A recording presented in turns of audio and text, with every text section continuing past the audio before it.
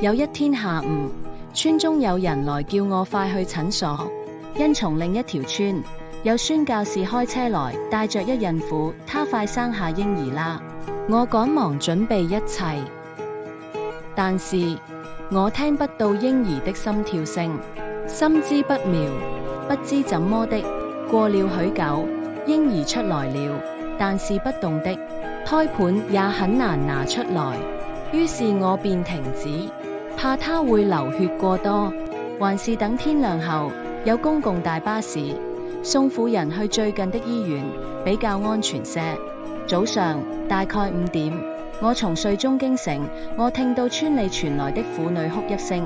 便知不妙，一定是該婦人已死了。那天我不能專心學 Latuka 土語，便拿着聖經詩歌本去村中一棵樹下坐下來靈修，向神吐出我心中憂愁的心聲。我明知此種情況可能發生，但真正在我眼前發生時，實在不好受啊！你們要休息，要知道我是神，我必在列國中受尊崇，在全地也受尊崇。萬軍之耶和華與我們同在，雅各的神是我們的避難所。詩篇46篇10、11節。過了退休日後，我心情平靜下來，可以繼續侍奉神。